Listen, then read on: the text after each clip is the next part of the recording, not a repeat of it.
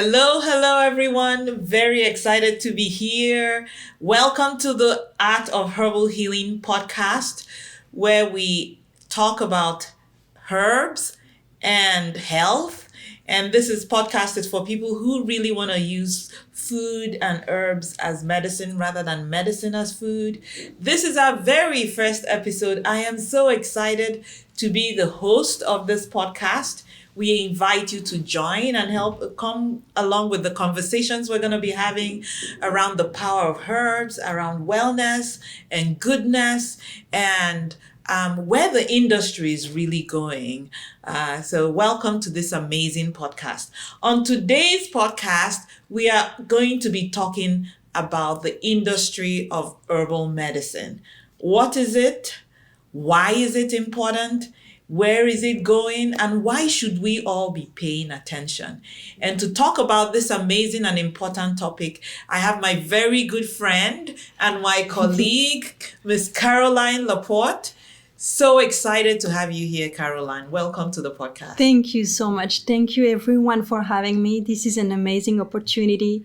I am so happy to be part of the team, to be part of this organization and of this movement of awareness about herbal medicine. Yes. We, as Herbal Goodness, we are a herbal supplement manufacturer, and we need to understand what is the herbal medicine market. That's amazing. So to define our strategy, to be the true leader, to be the educator Yes. of and the importance of herbal products for all of us, for our well-being, for our vitality, and for all the functions, supporting the functions of our body. So thank you for having me, Dr. Okorafor. You're amazing. It's a treat. Thank you. You know, I am so excited. It's exciting when you can sit down with someone you consider a friend, but somebody that you also work with, and we share these passions about the power of herbs and the future of Yes. herbs. And so thank you for joining us from Herbal Goodness. And maybe you'll tell us a little bit more about, why you guys are in that industry, why we're in that industry. But you did mention that it's all about education. And I think that that's why we're here, right? Being in this industry for a long time, we realize that there's a gap Yes. in this particular industry. When you talk about herbal medicine, people conjure up all kinds of things, right? Some people are a little afraid, skeptical. They just don't quite understand it. And so sometimes it's gotten a bad rap. So here we're really here to really talk about what is herbal medicine and really understand what it's about. So maybe we can dig in. Let's dig in. Okay. The herbal medicine has many words, Okay. a lot of definition, and sometimes it can be confused with some vitamin supplements. Sometimes there's, depending on which part of the world you are, like in Europe, it's mostly called nutraceuticals. Herbal medicine is really the use of plant-derived products that helps you in a diet or to support medical benefits. So it does have a lot of coverage, right? It can be called botanical, functional foods. That's interesting. It can be called designer foods, phytochemicals. Yes. I mean, nutritional supplements. Right. So there's a lot of terminology around what is herbal medicine. But I think the key point is to really remember that it's plant-derived. It's from the earth, the goodness of the earth with all the properties that are not transformed, that are the good nutrition at the base, at the source. That's why it has a lower side effect on our body. It's also one of the reasons there was some lower rate of adoption, and people were wondering, is it really working, this thing, right? Well, I don't know. I'm the perfect. I try before I believe in everything, I try it on myself. And even sometimes I would rather say herbal medicine, it works. And you don't have to wait 3 weeks. For me, I can say it within the same day. I do feel the difference. So it depends on how your body reacts and how it affects how you are sensitive to the nutrition. If it's the right one, you will see it will work for you. So anyway, this is the definition of the herbal medicine. And one of the next things I really wanted to address or talk about today is, what is this market? Yes. Why is the hype about all this market? Yes. Everyone is saying, let's go get some herbal supplements. Let's go get some papaya, right? Yes. And so what do you think? Why do you think the hype is coming from? Not from only from a consumer's perspective, but from a whole market industry perspective. I think this is a really, really good question. It's an interesting time to be looking at herbal medicine. And I love the different names you gave to it. You said nutraceuticals, phytochemicals, but there has been heightened interest in this particular market. And I think that it's because people are starting to take charge of their own health. That's true. Right? You did mention it is from the earth, it is plant derived. And some of these herbs, not only do they give you nutritional benefits, they do have medicinal benefits. And people are starting to realize that these plants can really support your health journey. But from even a market perspective, I think that there are three key industries, and maybe you can talk about that. The three industries that seem to be intersecting and starting to focus and look more at herbal medicine. I think that those big market players are sort of the ones driving the interest in the herbal medicine. So I know there's the CPG market. I know that there is the traditional pharmaceuticals are looking at it as well, and I think that the dietary supplement. But can you talk about why are these big guys starting to look at? Yeah. Yes, and this is from industry standpoint, from a marketing perspective. It's traditionally herbal medicine has been part of the dietary supplement, which is mainly made of vitamins. Yes. But it has spun off from this big market as creating its own market and the hype around it because of the interest and the popularity driven by consumer demands as much as by new players that wanted to get the share of this market. We're talking herbal medicine is 117 billion in size. That is interesting. It is the second largest market in the dietary supplement after vitamins. And it has the fastest growth of over 18% compound annual growth rate. So when you're starting to be in the double digits in an industry, it is a very big key indicator that you're in the right industry. Right. Now, vitamin supplements are barely growing at 8% rate. So they're starting to be saturated from a market standpoint.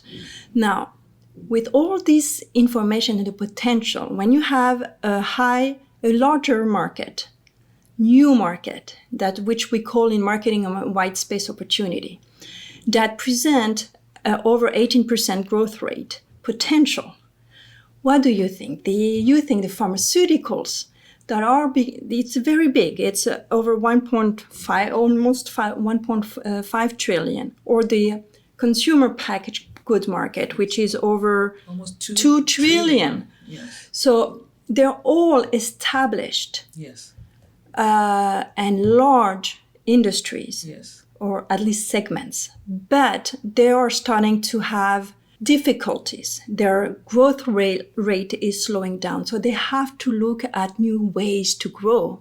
And when they see a new market full of potential, like the herbal medicine, they want to be part of it. They want to play with it, and they want to be driving it. That's why you see the CPG, for instance, they're having a lot of cost pressure from their supply chain. This is one of their biggest challenges. This is what slows down their growth. So one of the way they're trying to innovate is to really support smaller manufacturers And that's where herbal goodness, that's where education of the heart of herbal healing plays a very key role into this, right? Pharmaceuticals, one of their biggest challenge as an industry is the side effect and the cost of their products. Now, the goodness, and yes, we're herbal goodness. I like that. But the goodness of herbal products is that it's more affordable. Yes. It can be very high potency, and most of our products are 10 or 15 times potency level. So, but it's very little limited side effect. So the adoption rate is natural from the community standpoint, whether you are in the geriatric population or pediatric population. It is very important, or if you have special needs like supporting a pregnancy and things like that, you want to go to those alternative that is more gentle on the body to support the functions more in harmony, if it makes sense. This is fantastic. So that's how I see those three segments of dietary,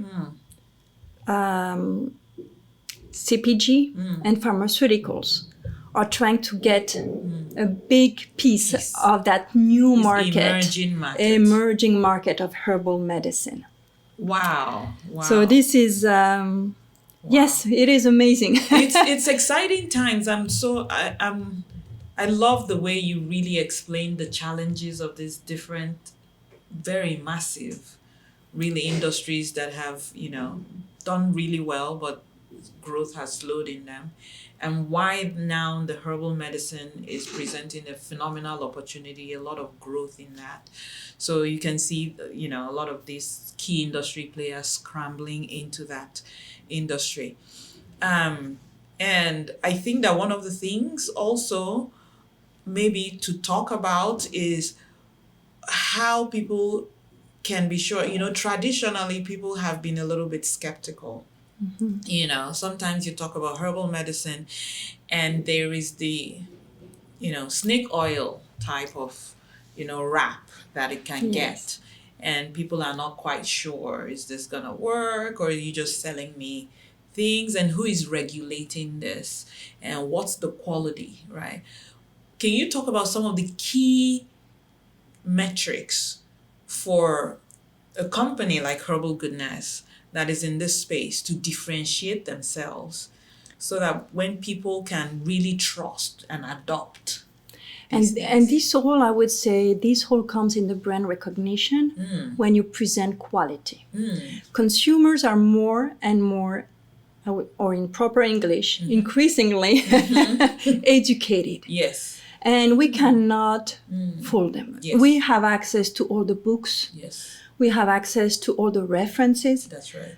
What we need to bring to the consumers is they know. They have awareness. Yes. They know what they want. And what we need to bring them is just quality. And once they found the quality, they will come back because they believe in your product. And that's what makes the strength of Herbal Goodness, is that we differentiate ourselves by the quality, by the ingredients, by the blends, the uniqueness of the blends that we provide. And they know that we also do the good for the business. We do business for the good. Yes. We're here to sustain good farming. Yes. We're here to follow fair trade practices. Yes. We're here to support the whole process, from earth to the bottle, or to the capsules, of what is the product all about. So I think most of the main drivers I have seen doing my research was really their consumers are more and more sophisticated. That's amazing. And they are curious. They want to know. And giving them the opportunity to have a place where they can educate themselves, it's an amazing experience for them. And we see that at our flagship store, actually in McKinney, right? People would come and literally sit down for an hour, asking questions, interacting with all of us Yes. around the store to find out how the herbs works, where Yes. they can learn more, Yes. and even interesting classes, That's right. Herbalist classes. herbalist classes or herbalist sessions. So it's this really shows me or confirms the trend of the people. It's driven by the demand. There's a heightened consumption, a higher demand of alternative natural products. They want organic, non-GMO, and you have to provide and you have to show the source. And once you pass that barrier and you build the trust in your product and your brand, I think the whole door is open to you.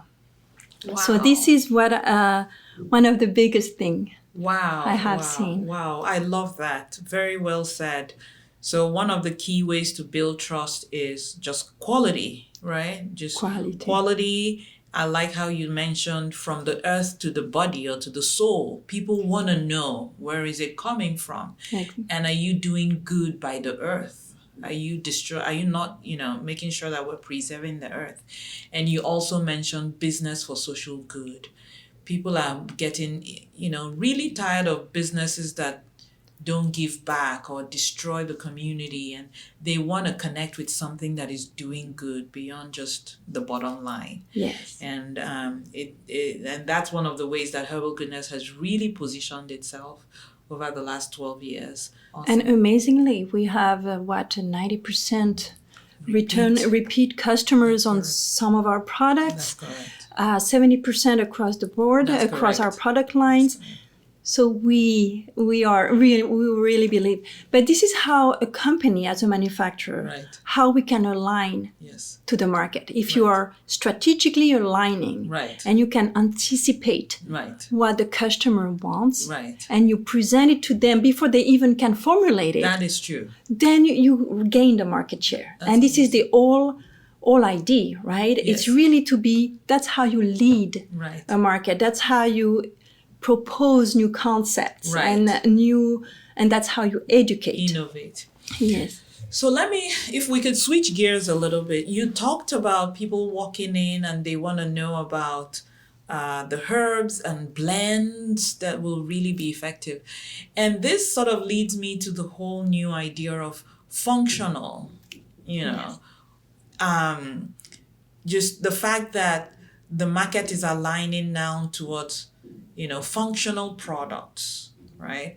And people walk in and they want something that they can relate to, that works for something that they need for their health, whether it's health, bone and joint health, or it's skin and beauty and things like that. Can you talk about your journey, the journey of Herbal Goodness from single ingredients, because I know that the company started on single ingredients, to functional, and how that plays in the marketplace? It is one of the key drivers, actually. Yes, Herbal Goodness started with papaya, Right. and the superfruit of papaya. And I don't think we can talk a whole podcast about how it started and the power of the papaya seed, papaya fruit. I mean, That's right. Anything, all papaya leaf, all of it.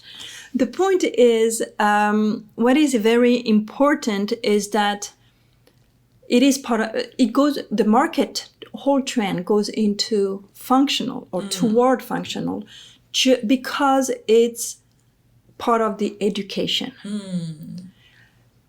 People would come to a store and buy papaya if they know what it does for them. So they have to do their own research and come to buy that single ingredient that say, okay, I would need papaya for this special, for the blood platelet, for That's instance, right?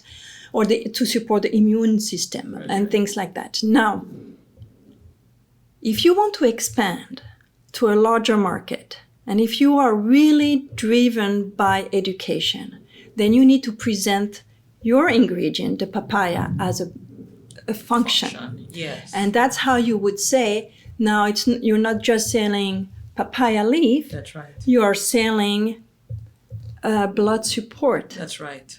which is made of papaya. That's It right. can, and then you expand into a blend as well with additional herbs that could enhance the quality, the absorption That's right. of the papaya. So this shift, it's not only from Herbal Goodness. I can see this shift in the whole industry, across the whole herbal medicine industry, going to functional. People would come and say, okay, I am low energy. What do you have for vitality? And another person would come and say, female support. And we have a beautiful example here. You know, the population, all of us,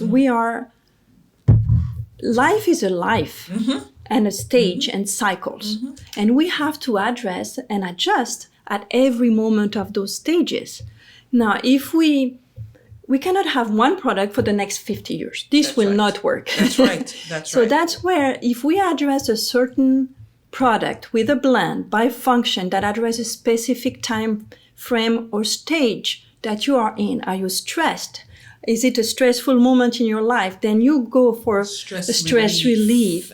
If you're in a place where you have lower metabolism because you're struggling or you're more stagnant, you need some catabolism support. So those are the type of thing that helps define the market. And frankly, I even see a next stage. And the next step is a lifestyle. You are not only addressing herb to fix a certain function, dysfunction.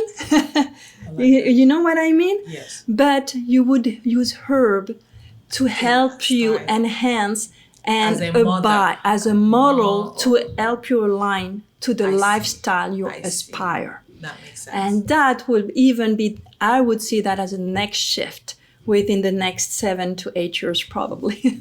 Wow. This is just how I see it going, because I think this is how powerful it is and strong market with this type of growth. Right. Wow. Oh my God, Caroline, thank you. No, a lot of education, a lot packed into what you said about functional. Now people, come in and they have a specific request. So the industry is aligning to it. And then you can also blend things together that will work synergistically to enhance, so it's not just a single herb. And then I also see that, now,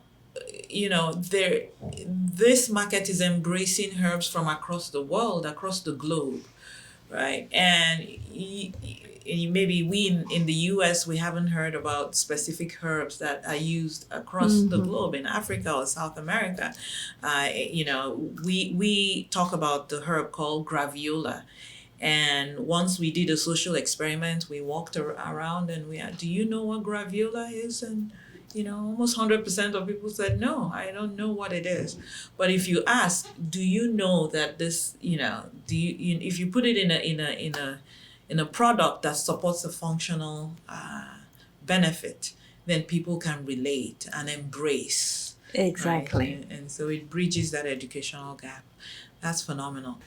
We kind of shared the overall view of herbal medicine. Now let's try to dig into the global market, the segmentation by region, especially talking about Europe. Would you have some perspective on how do you see where are the largest markets or countries in the herbal medicine? And what do you see the biggest growth in terms of region? So I think this is fascinating, very, very fascinating. Even though the US is the biggest market, but the rate of adoption is not growing as fast. And so we see Europe emerging as the fastest growing market.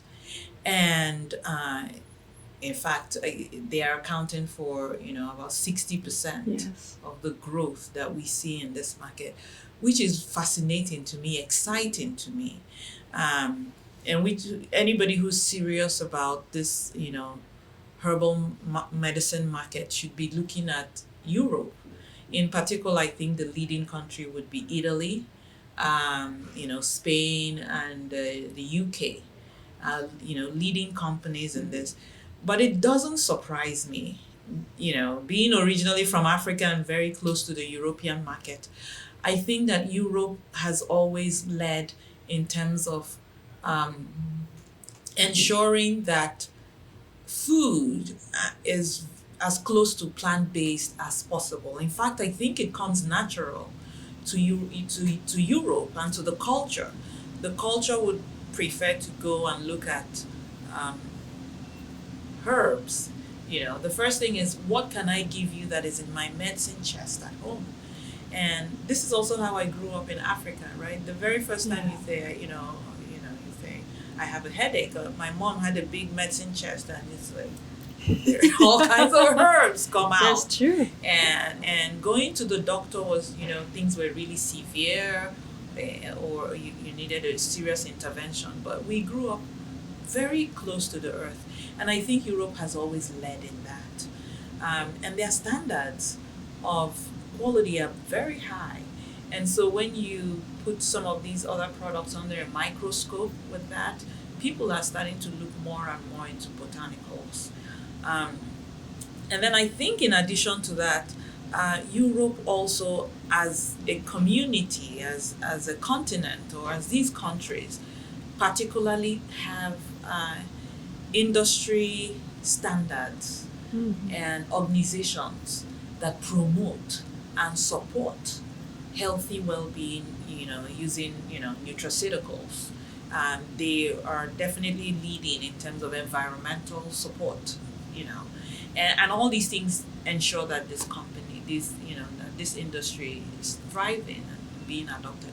But what are your thoughts? This is completely in line with how I grew up with. In Europe, it's a part of the culture. We tried the herbal tea and the essential oil and the little potion from grandma before we can even think to go to the doctors. Right. The other thing is that every herb is pretty much carried in every single pharmacy. So the pharmacist will advise you on the herb, will act almost like a herbalist. In Europe, in France at least, where they will tell you, oh no, have this tea and use nettle for the circulation and the inflammation, and if it doesn't work, come back and see me. And that's how I grew up, right? True. That's how it's part of our culture. That's true. And I know in Africa it's also similar to that. So I think the slower rate of adoption in the US, it's one of the reasons, because it's more of a mentality of a lifestyle. It has not been so widely spread, adopted. So to go back to the market segmentation, one of the key thing I saw was how important people are actually going to the supermarkets or to the little pharmacies to get their herbs. Yes. So it is very important. But however, online selling is a very good distribution channel as well, because once you know what you would like as a consumer, and you are in a remote, isolated place, we always have access somehow to a phone or computer where we could order online. So the online adoption or sales channel is starting to also grow very much. And this is particularly after COVID. That's right. Right.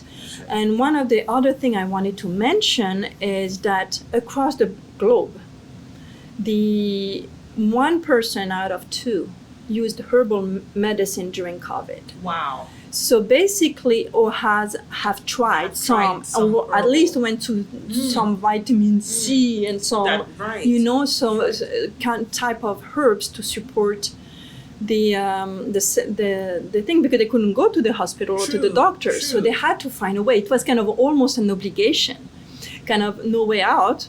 So I have they experimented, and once you see the benefit of it, then it works very well, right? So they kind of adopted it. Wow, Caroline, that's a good thing that you say. I think it just struck me now. I know you were going to move on, but it's interesting. 1 out of 2 people tried or have experimented with herbal medicine.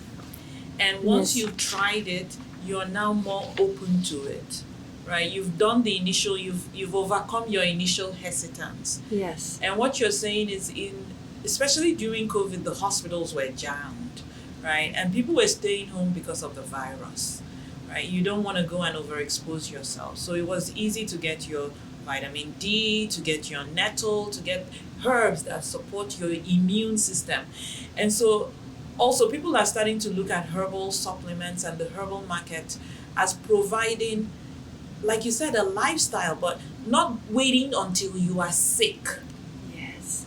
to go support your health, Exactly. right?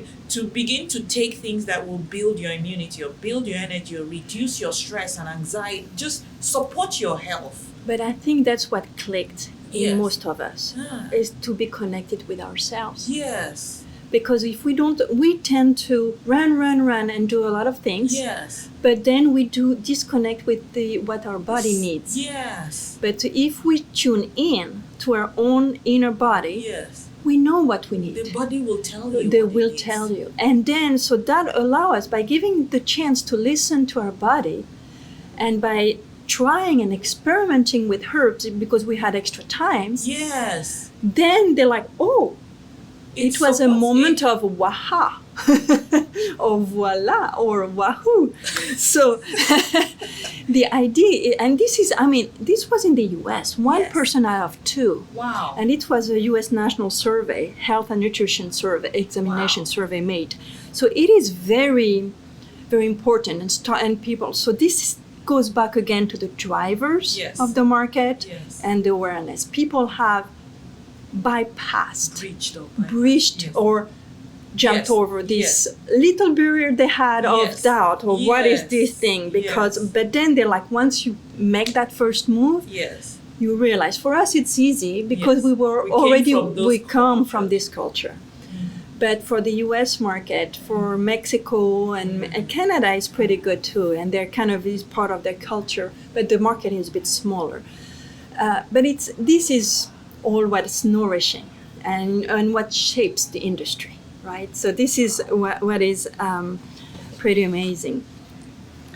Let me see what we can talk about. So, so many things. Oh, what part is this? well, one of the things I would like to address is the form. Yes. The form of how herbs can be delivered Okay. when they're delivered as supplement. Okay. Of course, herbs can be part of diet, Sure. but as herbal goodness, as a manufacturer of herbal supplement, how would you? What are the different forms we can provide for convenience, for higher absorption, for the enjoying, like a tea, right, you know? right, So- right. I think that there are various forms of delivery. Obviously, capsules and tablets have been popular in the past because of ease of use, and you are able to travel with it very easily.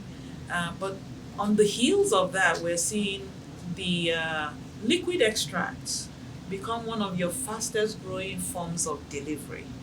And I think this is driven by a couple of things. One is the research that shows that liquid extracts are much better absorbed. It's easier to get it in a higher concentration, and so they are more bioavailable to you. You take it, they go straight into the bloodstream and they start working. And then there's improved methodologies of processing herbs into liquids. It used to be that you would have to use, an alcohol extract, and a lot of people were not very comfortable with alcohol, especially when it came to children. But now there's, other extractants, glycerin being one of them, that really extracts the potency out of the herbs, and then preserves the shelf life. Extracts like glycerin extracts, of course, can last 4, 5, 6, 7 years. Wow. And so even if you haven't used it in a year, you can come back and and keep using it. So we see that the liquid extract form is becoming very popular, and people can mix it in their juice, in their teas. But you also said herbs as nutrition, right? Mm-hmm. And so whether it's a lovely form of tea that you enjoy, but also I think Herbal Goodness is experimenting with herbs in juices.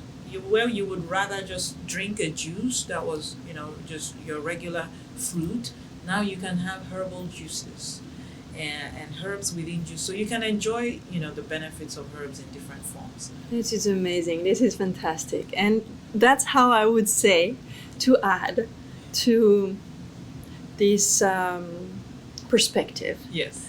is that the next leaders of this market, the players, the biggest players, are not the ones that will be by size or by how much they can sell, by volume.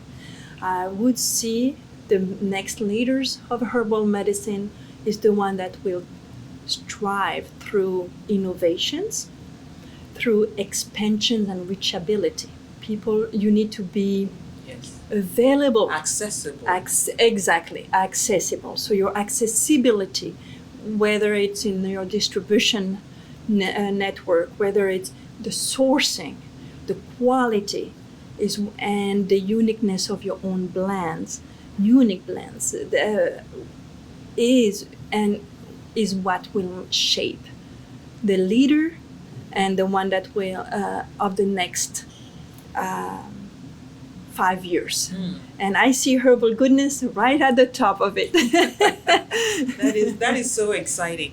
Another quick question that came to my mind, Caroline, what are you seeing in terms of the populations of people who are now accessing herbal medicines and herbal products? It used to be, like you said, our grandmothers, or they knew about it. What are you seeing in terms of the population? I think over the last decade, it has been mostly 55 plus person because of their past history and experience and tradition. It has kind of got lost for a little bit of a time, but there's a return. It's almost feel like a rebirth of all the new generation. My own daughter comes and only loves a bamboo hair growth product because, as you know, a bamboo leaf has the highest level of silica that helps with all the skin, nails, and hair. That's right. And you know what? The younger generation, that's what they like. That's right. And the use of herbal medicine has been direct in application with cosmetics. So when you target the younger generation, you want to, they don't have the same level of stress that we, older generation, would have, but they're open to it. That's and right. Because you know how to address and attract them, and they don't want the side effects. That's right. They understand. So they all adopt the bamboo hair, and they all want to try the beauty sleep, right? So this is something that I'm seeing the interest around the globe across demographics. Athletes, men, are actually coming more into the store to support and asking, I need performance for today, pre-workout, super green. We have the one with the 50 enzymes, nutritions and elements in it, right? So those are the time. This, I think it's becoming a blend now. We're not only on the older generation, older people that are trying to treat their joints. We are expanding, and the interest of herbal medicine, herbal treatment, alternative healing is expanding beyond the just one demographic, but it's across the board, beyond age, gender, and location where you are. You even talked about the geriatric population who are also very interested in, we can see, herbs for kids.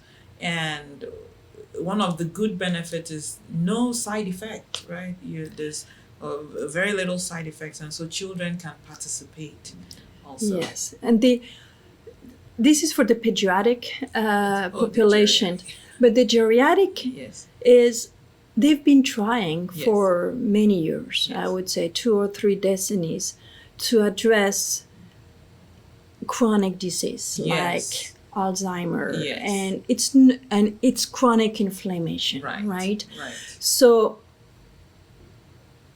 it looks like it has not worked out very well. That's right.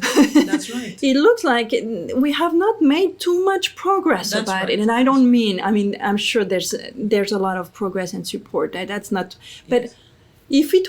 if the Yes. allopathic medicine was really supportive, or Yes. not really supportive, that's not the right word. Yes.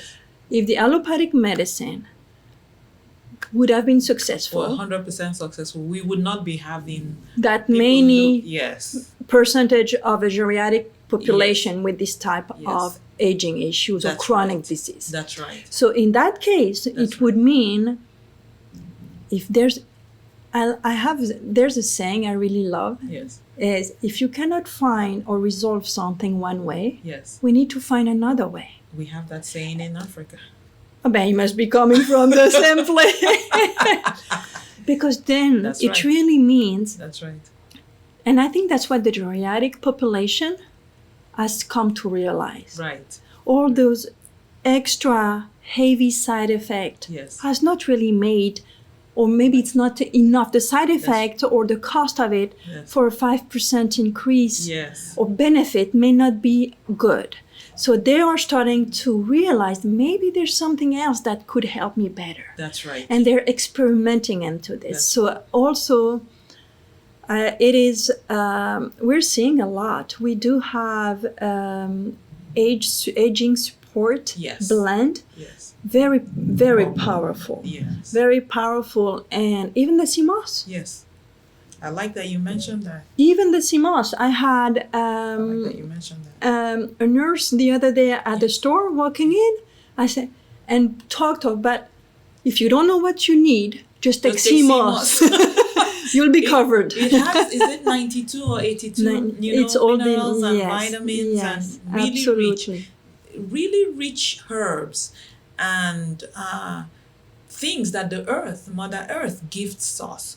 And so just to, nothing wrong with allopathic medicine, but I think that plants do offer benefits for our nutrition and for our health. And like you said, if something hasn't worked very well, then we are looking at other alternatives to continue to support. And the herbal medicine industry is providing a lot of that. I like what you said about anti-aging. I think that that's also another huge area that people are looking. How do I age better? How do I live longer, live better, right? And this is, one of the key industries that people are looking to for that. I think also that a lot of places where people struggle are with the lifestyle, issues that they deal with, right? So it's not just a one fixed thing. This is a lifestyle thing. If you're dealing with a lifestyle disease that you really need to change your lifestyle, this is herbal medicine might be somewhere to take a good look at. Absolutely. So wow, I think it looks like we have already come to the top of the hour. We could talk forever. Oh my goodness. I am so excited. Do you want to mention a little bit about the products that you have on display, that we have on display? This is the book called The Art of Herbal Healing. The author is Ava Green. And this is the book that started this journey in terms of us really learning about herbs and using herbs to support well-being and health. And Caroline, you did bring some products from Herbal Goodness. Do you want to just tell us what those products are before Absolutely. Gymnema. This is your go product for your summer body. Yep. Let's go for it. It is actually what we call a sugar destroyer. It is in form of tea or capsules. it stops the sugar not to be absorbed or binded into the cells and goes through the body. So basically, it is so potent, it does change almost your taste bud. And it stops the sugar craving, and it supports the pancreatic function. So it is a very popular one of our products. The other one, which is our green papaya, it helps with digestions.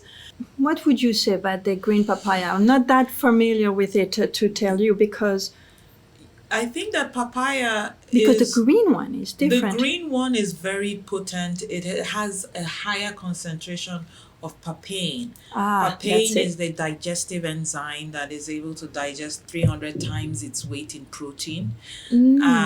Yes, and we grew up eating papayas every day because we knew it helped your digestion. You eat food, you have some papayas.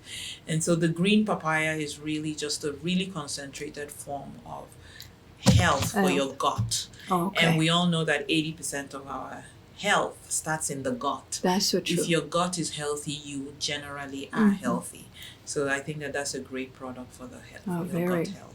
And this with the our papaya seed detox product would be the best. Then you're best. good. You're good. We have mentioned papaya leaf in earlier in this podcast. And it comes in all the forms we can have. This is our main product to support blood platelet and immunity. One of my favorite is the female support, but this is only one example out of 11 unique blend that we have. This is an example of what support a functional support, a functional product, right? And it helps female support through different stages of their life, whether you're perimenopausal or postmenopausal, or if you're, it just helps you adjust through it. So it's a beautiful effect, beautiful products. I hope you will come. If you're in town in McKinney, come and visit. Come for a nice tea, some sampling, and we would love to share more educational together. Awesome. And just to let people know, to learn more about Herbal Goodness, please visit their website, herbalgoodnessco.com. You can access their products online. And this is the Art of Herbal Healing podcast. Again, my name is non-gmo Crawford. I am your host. And with me today, we had a phenomenal conversation with the Sales and Business Development Manager at Herbal Goodness, Caroline LaPorte. Caroline, thank you so much. Thank you so much. I love you. Love you too. Love you too. I feel like we've had a great conversation. And never forget, wellness is goodness. All right, till next time. Thank you all.